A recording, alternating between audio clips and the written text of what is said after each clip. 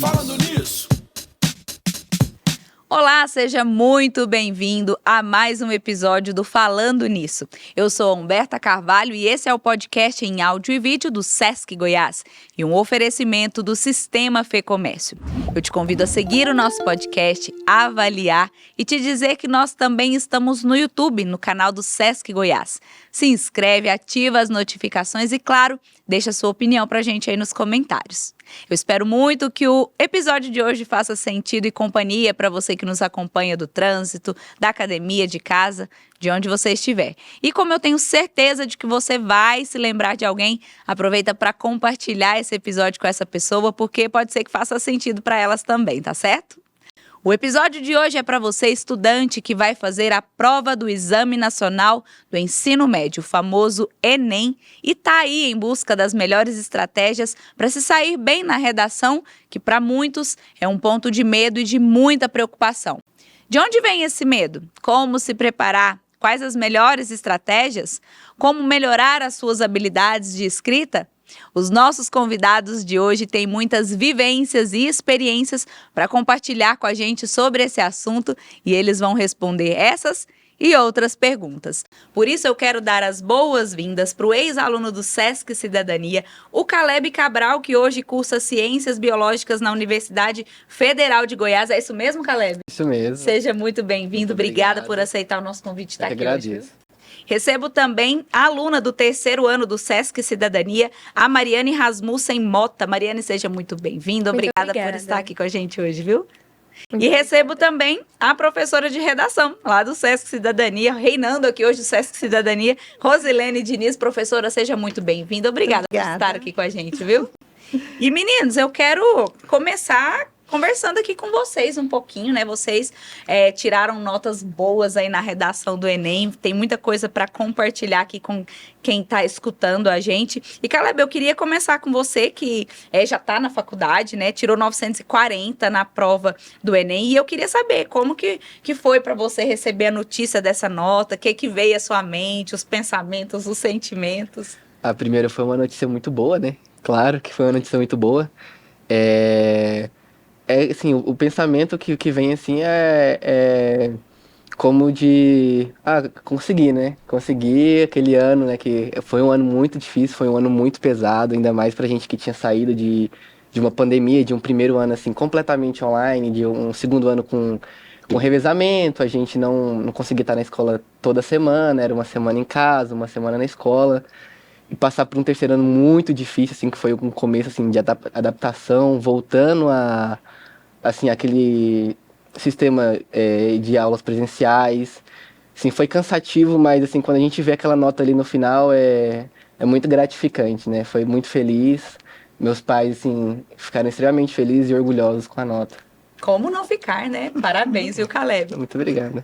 E você, Mariane? Mariane foi treineira no ano passado, né? Fez a prova para treinar, a prova de verdade do Enem, a prova de redação de verdade, mas foi para treinar e tirou 920 e tá chegando aí, né, a hora do próximo desafio. Mas eu quero saber como que foi no ano passado, mesmo como treineira, ter tirado uma boa nota, como que foi para você, como que você recebeu essa informação? Primeiro que eu tava muito nervosa, né, no dia do Enem, ter a primeira experiência de fazer uma prova de verdade. E como o Caleb falou, a gente saiu de uma pandemia, né, um sistema que tava completamente diferente. E eu comecei aprendendo redação com a Rose na pandemia, então, no sistema híbrido. Então, a gente tava tudo muito nervoso, né, todas as pessoas muito nervosas.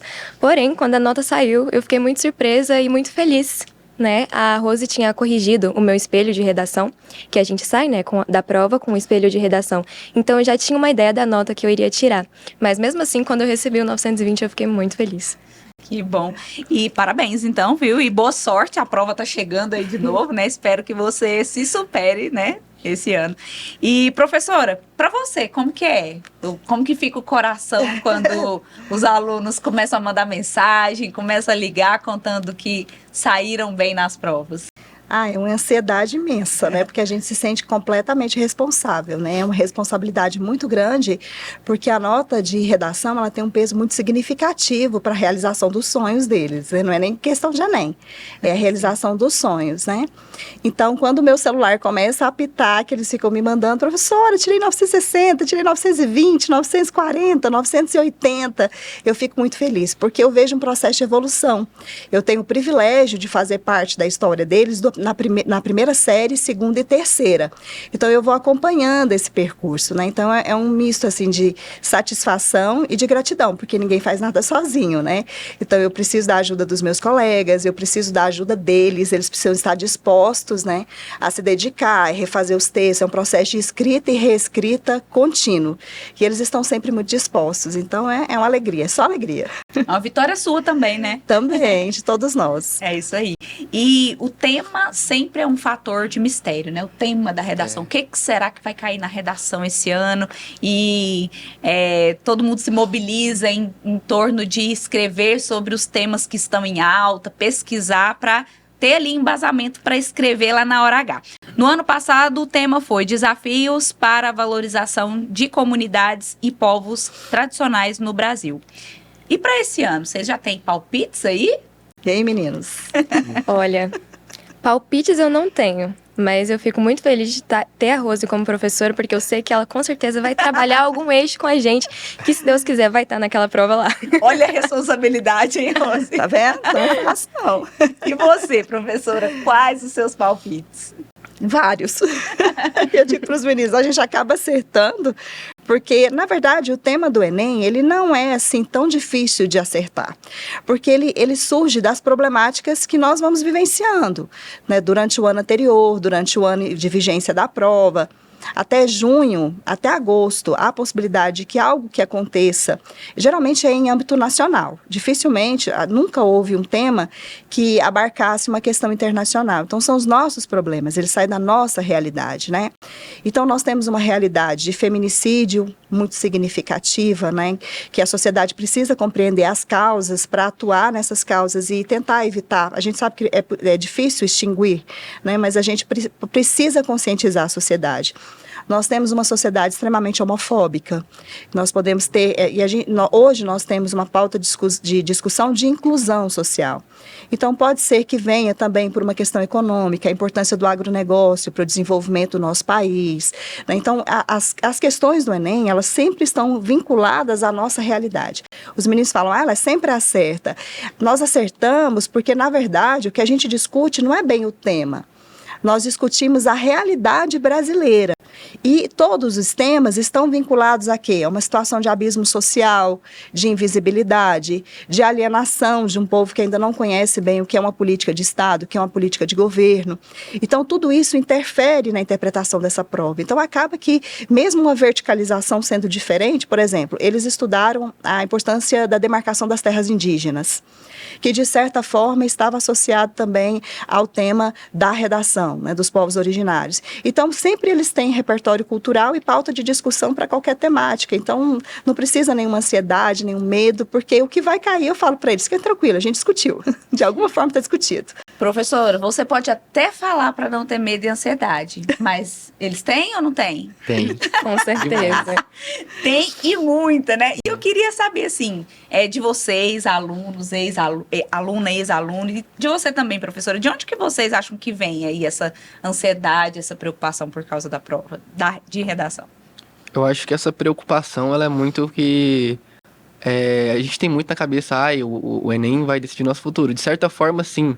Mas acho que a gente tem que ficar mais tranquilo, porque eu acho que se não der nesse, tem o próximo, né? Que aqui pelo menos no Brasil, nós podemos fazer muitas vezes, ilimitadas vezes. Sim. Diferente de alguns outros países que só pode fazer uma vez na vida, né? Então, isso leva até casos de suicídios no Japão, né? Então, assim, eu acho que a gente tem que ficar bem tranquilo. E apesar de ser uma prova muito extensa, é uma prova que não aprofunda demais em conteúdo, né? E particularmente para mim, esse último tema agora da redação foi bem tranquilo. Tanto é que quando deu início da prova, a primeira coisa que eu fiz foi olhar o tema da redação. E na hora que eu vi, eu fiquei bem tranquilo, porque eu tava muito preocupado, porque os últimos temas, assim, foram... Assim, eu acho que não desenvolveria uma boa redação, que foi democratização do cinema e invisibilidade social.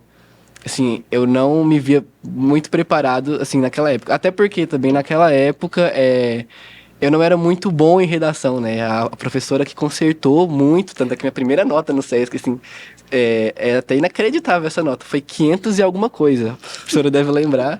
Eu não tinha noção nenhuma de redação. Mas, assim... Isso é muito ou pouco? 500 e pouco, gente? Me pouquíssimo, atualize. é pouquíssimo. É uma nota muito baixa. Mas, assim... tem que manter, assim, a tranquilidade, porque... Não adianta você estudar o ano todo, se esforçar e chegar lá. Se você ficar ansioso, pode te atrapalhar demais na prova. Então, assim, acho que uma das melhores coisas que eu fiz foi ter chegado lá, fiquei tranquilo e consegui fazer minha redação, que, assim, é a parte, assim, mais difícil da prova, com certeza. Porque, assim, leva um tempo, é mais complicado de desenvolver. Mas, assim, eu acho que é manter a tranquilidade e, se você estudou, tá no caminho. E você, Mariana, você já disse que no ano passado estava bem nervosa, Sim. né? De onde vem o seu nervosismo e a sua ansiedade? Eu acho que esse nervosismo e pressão para os estudantes em geral, ele vem de uma construção, sabe? A gente tá, desde criancinha, ouvindo sobre o Enem, sobre os vestibulares, que eles vão definir a nossa vida, igual o Caleb falou. Então, eu acho que é necessário a gente entender que essa pressão vai existir, a gente vai ficar nervoso, vai ficar ansioso, mas a gente também tem que entender que ela não é tão necessária assim, ela não vai definir o nosso futuro. A gente não pode perder uma prova por um dia de nervosismo, sabe? Eu conheço muita gente, assim, que é muito inteligente. Assim, muito inteligente mesmo, e eles estão perdendo vestibulares por conta de puro nervosismo no dia. Então, esse preparo mental, ou cuidar da saúde mental, durante todo o período de vestibular, não é só um mês antes do Enem, 2 meses antes do Enem, dos vestibulares. É desde o comecinho do ano, desde o comecinho do ensino médio. A gente tem que cuidar muito bem da nossa cabeça, principalmente. Tem aí boas percepções, né, de quem viveu e está vivendo na prática. E você, professora, que além desses dois aqui, já teve tantos alunos e tem tantos outros alunos, essa é a raiz do medo de todos eles? O que mais você vê por aí? Eu vejo um medo de errar, sabe? Nós temos uma geração que tem uma dificuldade de lidar com o erro. Eu falo para eles, olha, o erro faz parte do processo. O erro não é algo ruim, só erra quem está tentando acertar. Então, basta seguir o caminho. Eu digo para eles, olha, se você tem uma rotina de estudo, se você tem disciplina, a gente tem que entender que existe um momento certo para tudo. Então, a gente tem que ter tranquilidade para aceitar quando não conseguimos alcançar os nossos objetivos, replanejar, readaptar essa rota, ver o que foi de errado. Eu falo para eles, ninguém é obrigado a acertar do primeiro momento. O erro faz parte. Então, nós precisamos encarar isso como aprendizado. Então, eu tento passar para eles essa mensagem, porque eu sei que é muito difícil para eles, porque é um momento de busca e de reafirmação de identidade. E a identidade profissional faz parte desse processo. Vem a questão da pressão da família, nem propriamente eu digo que a família pressione, mas eles mesmos, eles querem dar os resultados que a família espera deles, né? Mas a família também sabe que isso faz parte de um processo, a família precisa saber. Então, nós precisamos entender e aceitar que o erro não é um ponto final. Eu acho que saber lidar com o erro é o primeiro passo para a gente estar preparado para os momentos de vitória. Bacana. Inclusive, lidar com o erro, aprender, ter resiliência, são habilidades, soft skills, que a gente fala, que está tão em alta no mercado de trabalho. Então, às vezes, não adianta nada passá-la de primeira, mas não ser resiliente, não saber ouvir um não conseguir lidar bem emocionalmente com os erros, né? Porque pode ser que passe ali na prova e tá tudo certo, tá lá dentro da faculdade, mas o emocional não tá tão legal, né? Eu falo sempre para eles, não desistam dos sonhos, porque às vezes nós nos precipitamos e estamos tão perto de realizá-los e deixamos de seguir aquele caminho que nós escolhemos porque acreditamos que a necessidade do momento possa ser suprida por outra alternativa. A gente tem que ter foco. Se o seu foco é determinado curso, não é porque por conta de 40 pontos, de 50 pontos, ou seja, a quantidade de pontos que forem, uma hora ele vai chegar. Então, a gente tem que ter persistência, né? Então, eu falo para eles, não desistam nunca dos sonhos de vocês. É isso aí. E, Caleb, me conta uma coisa, como que você se preparou para para essa prova do Enem? Você disse aqui pra gente que a professora Rose fez parte desse processo, que você teve uma época que você tirou notas muito baixas.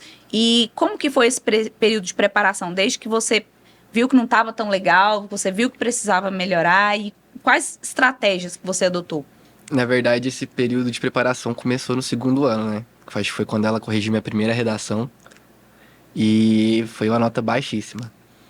E aí, então, eu falei, não, tá errado, eu tenho que melhorar isso aqui. E aí a gente teve muito simulado online, assim, era desgastante, era cansativo, mas ali já começou, assim, eu falei, não, já tá desgastante, cansativo aqui de casa, imagina quando eu estiver lá na prova. Então, assim, eu comecei a levar muito a sério, eu comecei a fazer realmente pra aprender, pra tirar uma nota boa. Então, quando eu tava com dificuldade, alguma coisa eu perguntava, então, tipo assim, foi um período de preparação que começou ali no segundo ano. Terceiro ano, aí a gente começou a pegar mais pesado. Então, a gente tinha tema novo toda semana. Depois do meio do ano, a gente tinha que entregar todas as redações na mesma aula. E eu não conseguia, até porque eu era, inclusive por causa disso, eu era muito chato nessa questão de fazer e acertar. Eu escrevia a introdução e levava pra professora. Professora, tem alguma coisa pra melhorar aqui? Aí ela falava, não, melhora isso aqui, isso aqui, isso aqui. Aí eu escrevia o X1, aí ia lá, professora, tem alguma coisa pra melhorar aqui? Ela, não, tem isso aqui, isso aqui, isso aqui. E assim eu ia, então eu demorava muito fazer, porque eu sempre ia lá pra ver se tinha alguma coisa pra melhorar. Só que, assim, foi uma preparação, assim, que vinha de mais de um ano. Então, quando eu cheguei no Enem, depois de toda essa preparação, mesmo enrolando pra entregar as redações, assim, durante as aulas, quando eu cheguei lá, eu consegui escrever minha redação e passar limpo em 50 minutos. Mas assim, porque eu ia lá, eu perguntava, professora, tem alguma coisa de errado? O que eu posso melhorar aqui? Então isso me ajudou muito. Então quando eu cheguei no Enem, assim, que era a hora que valia mesmo ali pra mim, saber fazer redação e controlar, assim, o meu tempo, eu consegui fazer, assim, no tempo muito bom. Bacana. E você, Mariane, como que você está se preparando aí, as estratégias que você está adotando para a prova que vai acontecer em breve? Então, eu venho me preparando desde o primeiro ano, né? Que foi no primeiro ano que a gente começou a realmente fazer redações assim. E sempre com muito cuidado, porque tudo é um processo, sabe? Eu lembro, inclusive, que no híbrido era assim, uma semana a gente fazia uma introdução e entregava só a introdução. Na outra semana, só o desenvolvimento. Na outra semana, a conclusão. Hoje em dia, a gente já tem que entregar a redação completa, claro. Só para quem está ouvindo a gente entender, o híbrido foi no período da pandemia, né? Que revezavam-se os alunos. Parte dos alunos ia presencial, parte ia online, ficava online de casa e iam se revezando. Isso era o formato híbrido, né, Mariane? Isso mesmo. E era bastante difícil, né? Porque a gente não tinha, às vezes, esse tempo de ir lá na Rose e falar assim pessoalmente. A gente falava pelo WhatsApp e a compreensão não é a mesma, apesar da Rose ser incrível. Às vezes a nossa compreensão não é a mesma.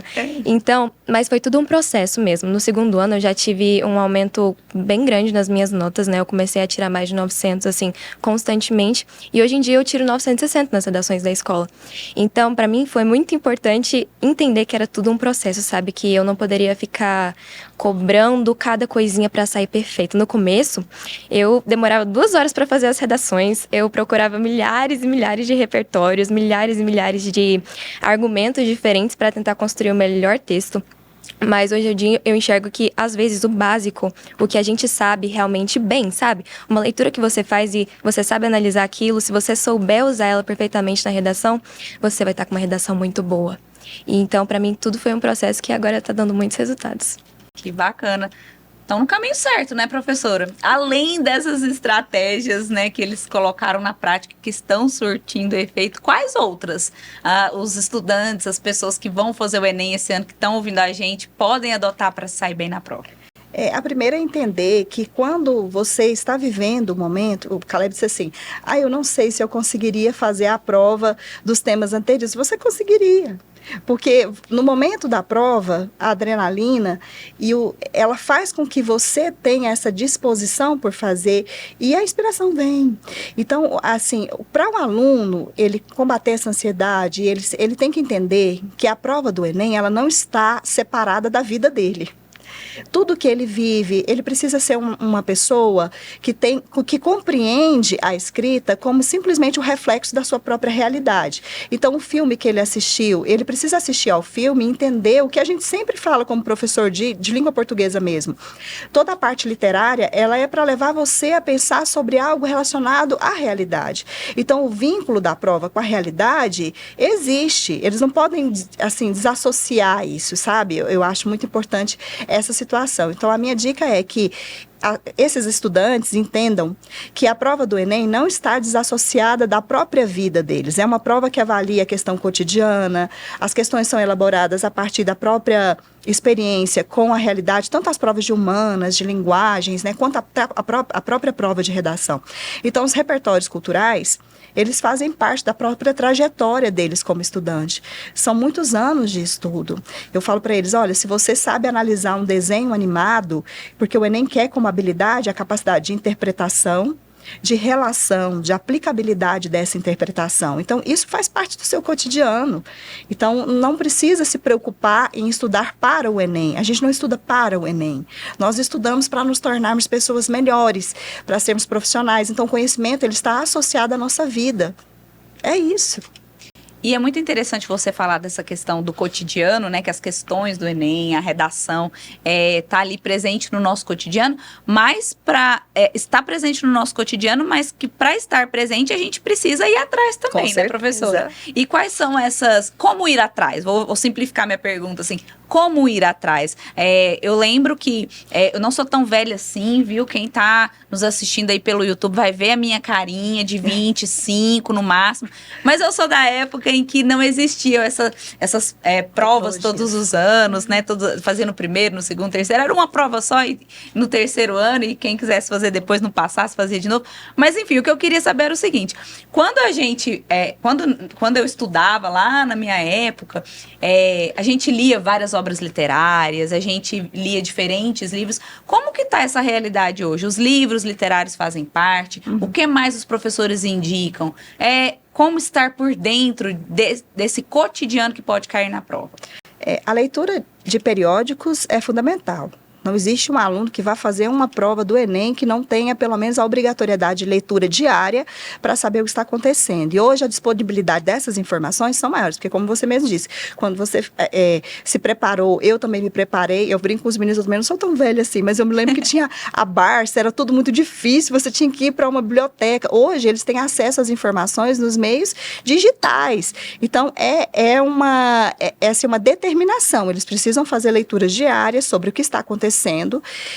As obras literárias caem, sim, elas são importantes demais, principalmente as obras que são de referência de cada série. Por exemplo, na primeira série é preciso compreender as vertentes relacionadas ao romantismo, ao arcadismo, porque todas essas obras, elas de certa forma vão se associar à prova de redação. A prova do ano passado, por exemplo, era basicamente a corrente do romantismo no Brasil, e todas as obras do romantismo poderiam ser utilizadas como repertório cultural.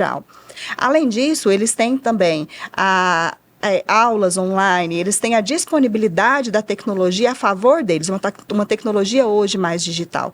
Então, é preciso organizar. O que, às vezes, é difícil, que eu acredito, para eles alcançarem os resultados, é que essa disponibilidade tamanha de entretenimento e também de recursos faz, às vezes, com que eles se sintam um pouco perdidos. É tanta possibilidade que, às vezes, eles perdem o foco. Então, o que eles precisam ter? Uma organização diária de estudo, um horário principalmente daquilo que eles têm dificuldades. Antigamente a gente reunia em grupos na escola, mas hoje a gente tem disponibilidade de reunir no grupo de WhatsApp, criar um grupo de WhatsApp para quem tem dificuldade, ter sempre um monitor nesse grupo para auxiliá-los, né? Tirar as dúvidas com os professores, como o Caleb falou. Eu acho que a relação entre professor e aluno é muito importante, que é preciso ter essa liberdade de chegar ao professor, trazer questões diferentes, né? Ele precisa ter essa confiança. Então, passa por isso tudo, sabe? Por uma orientação profissional, às vezes vocacional. Muitas vezes essa orientação vocacional faz muita falta para esses estudantes, né? Buscar a assessoria de um psicólogo para saber exatamente qual que é a sua área de conhecimento, qual é a sua habilidade, que você pode potencializar isso com o mercado de trabalho, né? Então, tudo isso é importante para eles, né? Mas, sem dúvida, a leitura diária é fundamental. E não é só leitura de redes sociais, né, professora? Não, com certeza. A disponibilidade hoje, a gente não sabe, a gente usa errado, né? Muita gente usa errado. Mas nós temos disponibilidade de informações muito válidas no meio virtual. Nós não podemos descartá-las. É isso aí. E aí, tá curtindo o nosso episódio de hoje? Eu tô aprendendo muito e eu tenho certeza de que você também está. Se você vai fazer o Enem, conhece alguém que vai fazer, que tá aí com medinho da redação, compartilha esse episódio com essa pessoa, tá certo? Aproveita para seguir o nosso podcast, avaliar, deixar a sua avaliação, que é muito importante para nós. E se você tá nos acompanhando pelo YouTube, segue o nosso canal, se inscreve, ativa as notificações, deixa a sua opinião aí nos comentários, quais estratégias você usa para se sair bem na prova do Enem, ou quais estratégias você usou para se sair bem na redação. Compartilha com a gente, tá certo? E, professora, sobre revisão e correção, né? Depois que o texto tá ali pronto, o Caleb bem colocou pra gente que quando ele estava ainda lá na escola, ele fazia a introdução, ia lá, te perguntava se faltava alguma coisa, ia lá 4, 5 vezes, várias vezes, né? O Caleb, às vezes não dava tempo nem de terminar dentro do período da aula.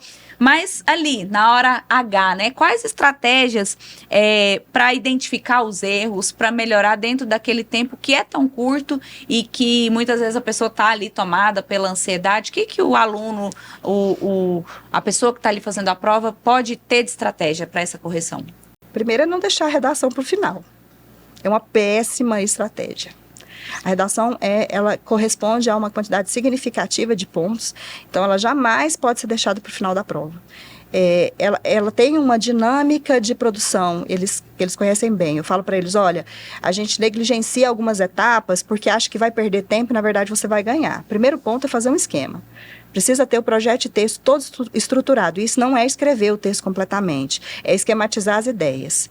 Então, a prova do Enem, a redação do Enem, ela é técnica. Ela tem partes que você não pode deixar de apresentar nos parágrafos. Então, primeiro, o ponto de partida é o levantamento da tese.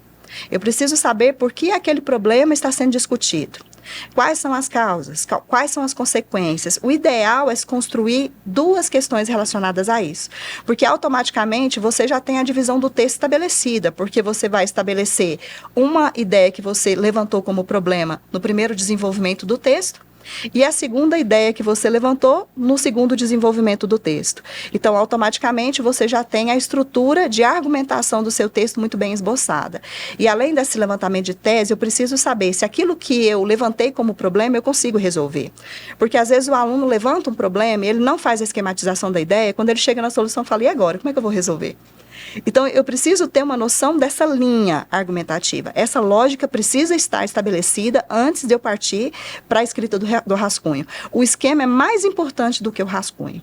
E muitos alunos acham que o início da prova é o rascunho. Eu acho muito interessante deles ficarem assim, eles vão começar o texto, mas eu não sei nem que título eu vou colocar. Eu falo, mas não precisa nem título na redação do Enem, o que vocês estão preocupados com o título?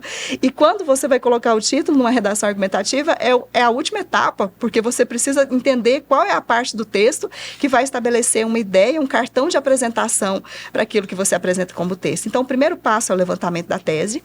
O segundo é você fazer o esboço desse esquema. Eu preciso ter pelo menos 3 repertórios. E esses repertórios culturais, eles são de áreas diversas. Eu não posso, por exemplo, por mais que eu goste de cinema, eu não posso fundamentar minha redação com 3 repertórios relacionados às obras cinematográficas, porque o Enem quer um leitor com habilidade diversa.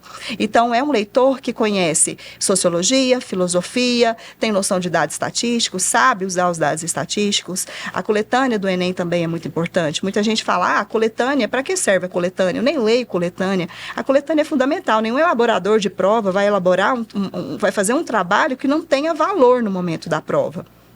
A leitura da coletânea te ajuda a compreender o problema levantado pelo tema. E a partir desse problema, o repertório cultural da coletânea, de fato, não pode ser usado. Ele é um mecanismo de interpretação, ele te ajuda a interpretar. exceto o dado estatístico que pode ser analisado e colocado no texto como repertório cultural. Então, eu preciso ter o levantamento da tese, esses 2 eixos, eu preciso desses 3 elementos de repertório cultural que vai fundamentar as minhas ideias, e eu preciso pensar nos 5 elementos que o Enem cobra como solução, que é o agente, a ação, o meio, a finalidade, o detalhamento. Então, internamente, eu tenho que fazer essas perguntas e esboçar quem vai resolver esse problema.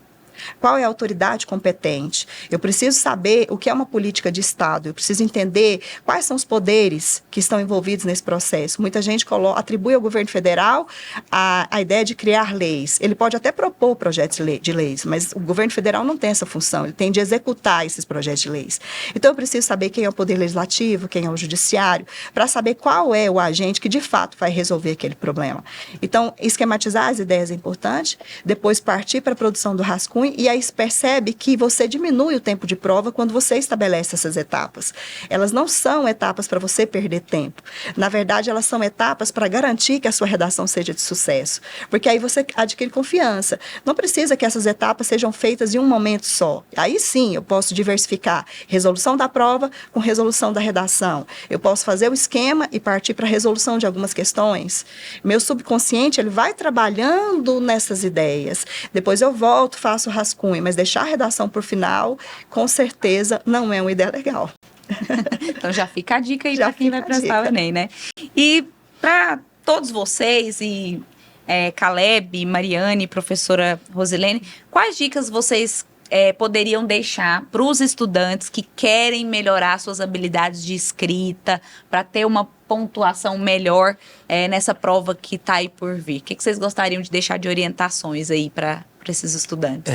Na minha questão, né, como eu ia lá muito na professora e perguntava o que eu podia melhorar, então assim, quando eu pegava essa redação, eu tirava uma nota boa nela, então assim, eu sempre baseava minhas próximas redações nesse mesmo esquema que eu fazia antes. Então eu colocava a minha redação do lado e eu ia escrevendo com base naquilo.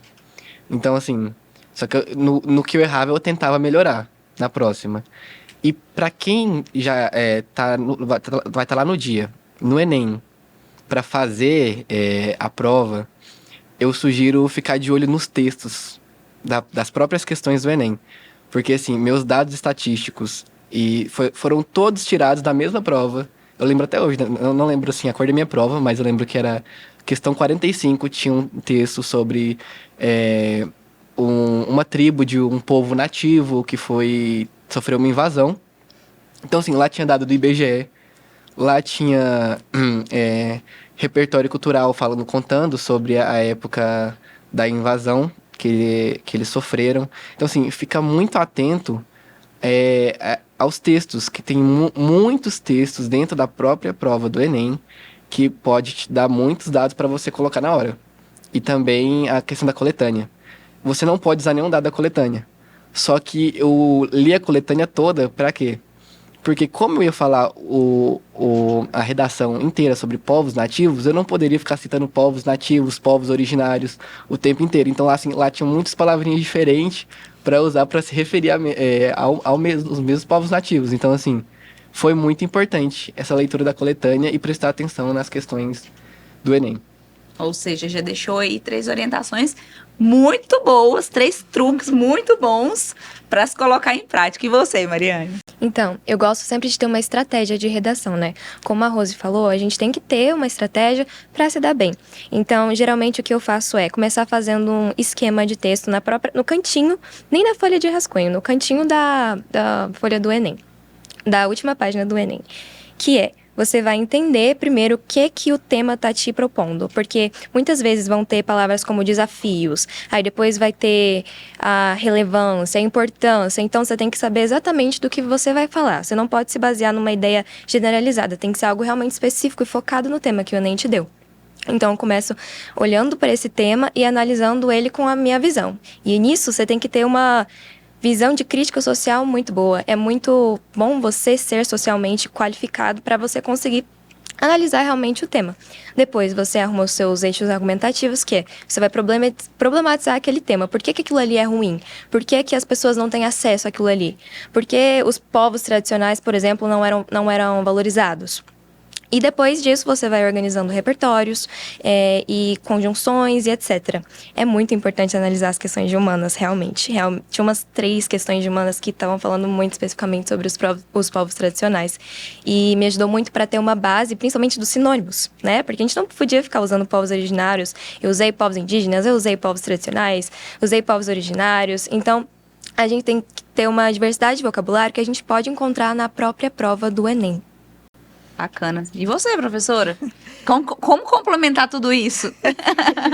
Que orgulho, né? É uma satisfação mesmo. Pra quem tá ouvindo a gente aí pelas plataformas de streaming, não pelo YouTube, não tá vendo, mas o olhinho dela tá brilhando, viu, gente? É aquele olhar, assim, de satisfação, né? Tipo, olha só, que bonitinho.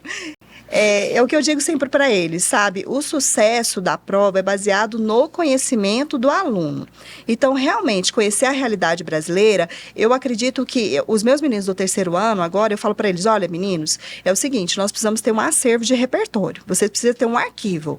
Então, você vai falar sobre desigualdade social na sua prova? Então, eu preciso ter noção de obras literárias. Então, eles leram, por exemplo, Diário de uma Favelada, da Maria Carolina de Jesus, né?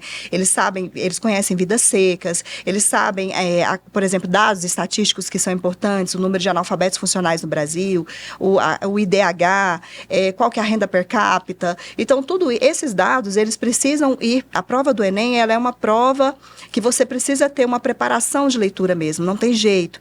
Então, fazer com que você tenha um acervo disso, fazer a anotação desses repertórios de acordo com os eixos de possibilidade da prova, é muito mais importante do que ficar estressado no dia anterior da prova, tentando ver aí dicas disso e daquilo. Então, eu preciso fazer o meu acervo de repertório cultural, porque ele vai me dar uma segurança para problematização e fundamentação desse tema. Então, a minha dica é entender que a prova do Enem, ela sempre surge de uma questão cultural, econômica, ela social, ela pode vir de uma questão ambiental, então eu preciso, de fato, ter algumas referências de leitura em relação a esses eixos temáticos.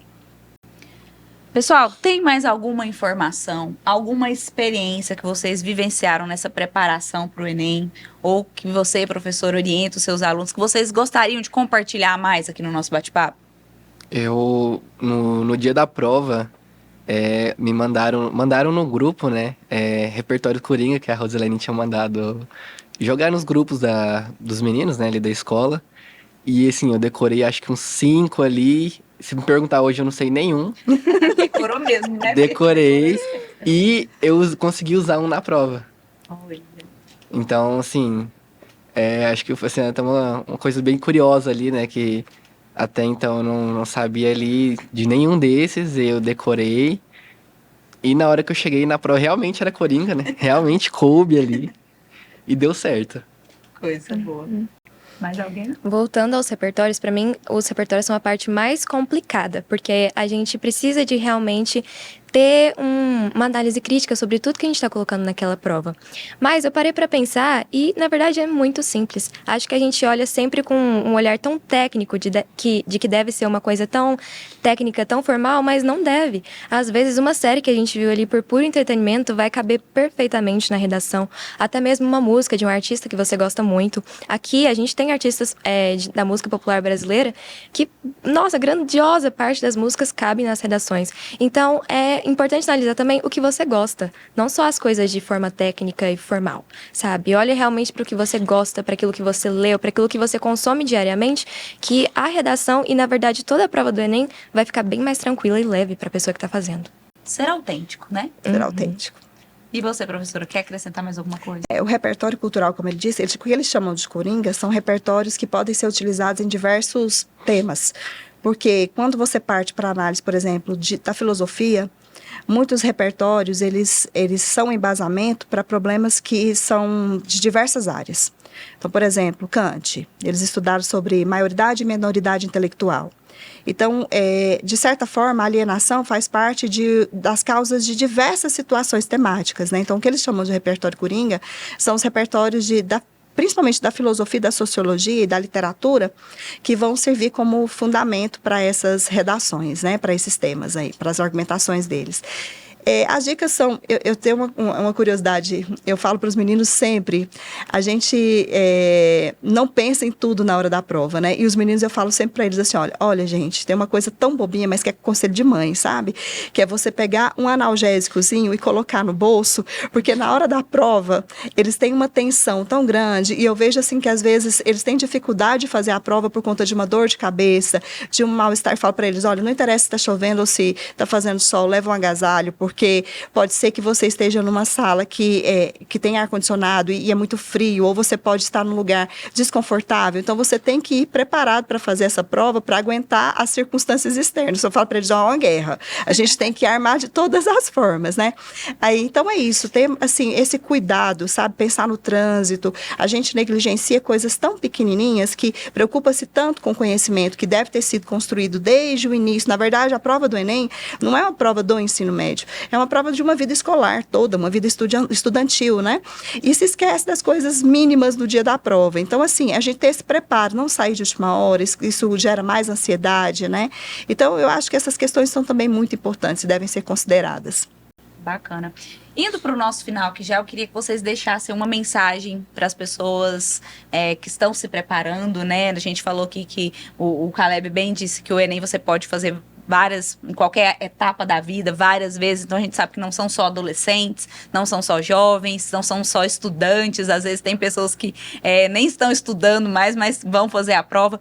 Então, pensando nessa diversidade, nessa pluralidade de pessoas que estão se preparando aí para o Enem, para a redação, o que vocês gostariam de deixar de mensagem para essas pessoas?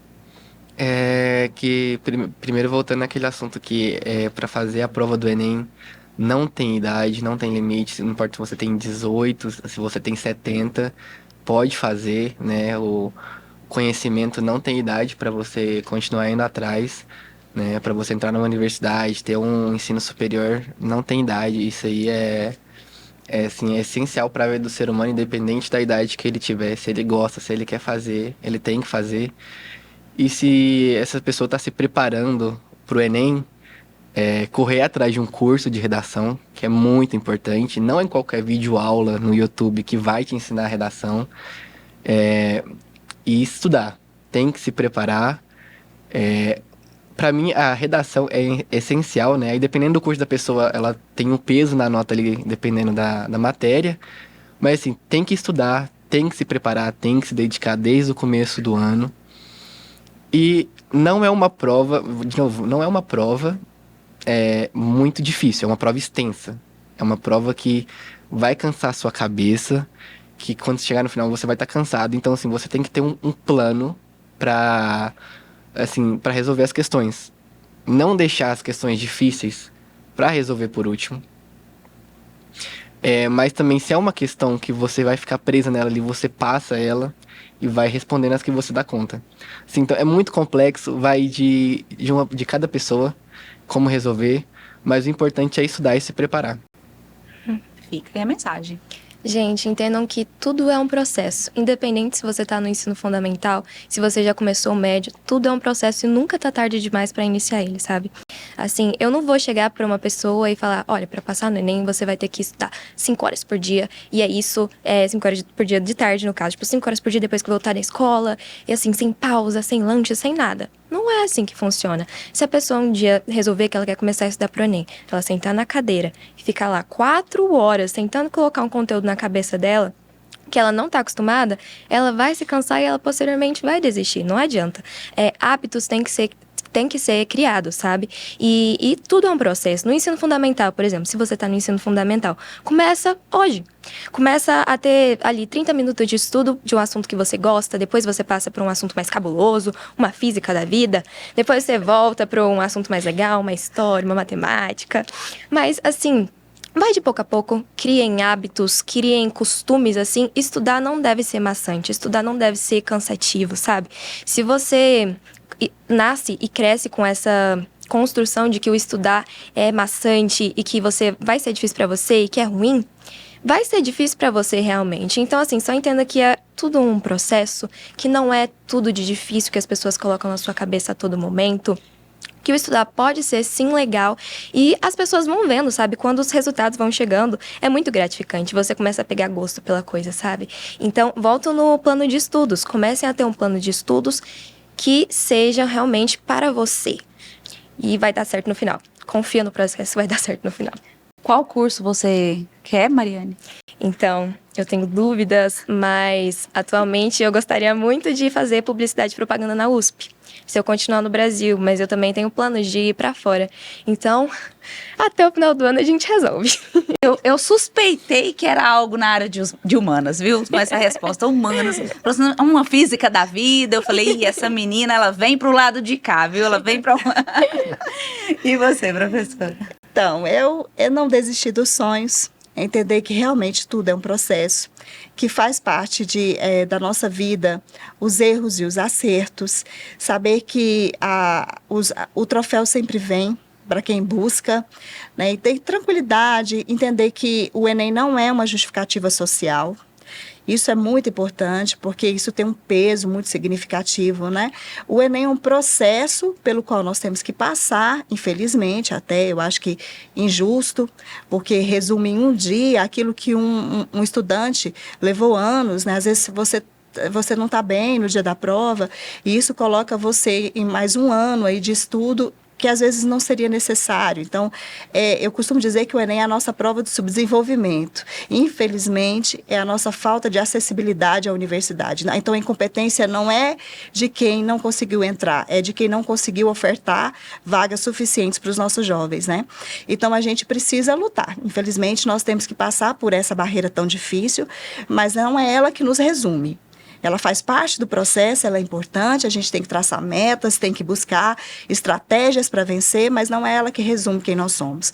Nós precisamos de boas parcerias para chegar até lá, precisamos de bons amigos, de pessoas que vão compartilhar experiências boas, né? Ter uma equipe legal de estudo, entender que, de fato, existem pessoas com as quais a gente se identifica mais e outras não, isso faz parte do processo. Então, tem grupos de estudo que eu vou conseguir me encaixar e outros não. Habilidades existem mesmo, o importante é o respeito entre eles, e de fato na escola é preciso ter esses grupinhos de estudo. Eu sempre falo para eles, agrupem-se de acordo com as suas habilidades, né?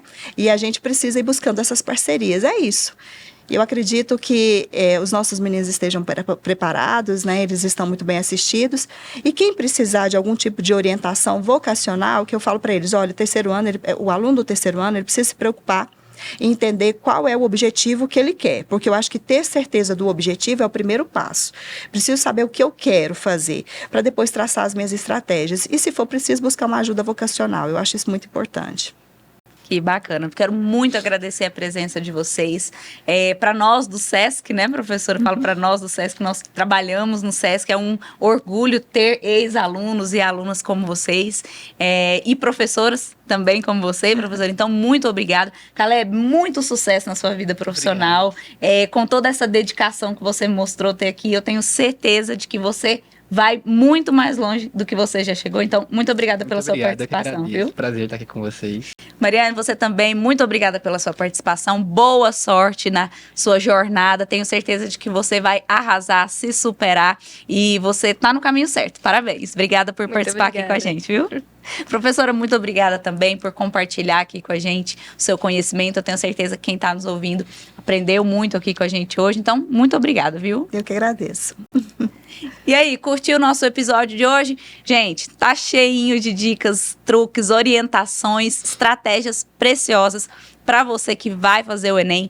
Lembrou de alguém que tá aí nessa peleja, com medinho da prova, ansioso, tá aí buscando novas estratégias para se sair bem na redação?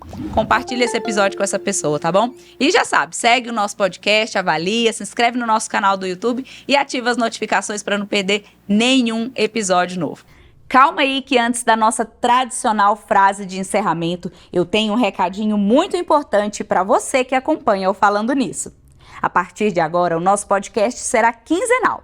A cada 15 dias a gente se encontra para aquele bate-papo que você já conhece. Sempre com assuntos relacionados à qualidade de vida e bem-estar, e recebendo especialistas aqui no nosso estúdio para trazer informações e orientações de qualidade para você. Ah, e não pensa que você vai ficar uma semana longe de mim não, viu?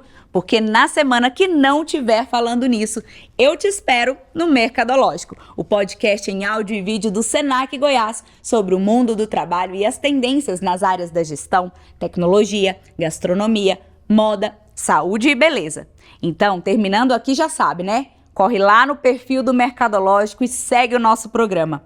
Se você preferir, pode acompanhar também pelo canal do Senac Goiás no YouTube. Viu só? Com o Sesc e o Senac Goiás, você tem companhia toda semana para aprender coisas novas e aplicar na sua vida pessoal e profissional. O recado tá dado. A gente se vê na semana que vem no Mercadológico e daqui 15 dias no Falando Nisso. Agora, bora conferir a frase que eu preparei para encerrar o bate-papo de hoje. Eu termino com uma frase de Paulo Freire que diz o seguinte: educação não transforma o mundo, educação transforma as pessoas. Pessoas transformam o mundo. Falando nisso.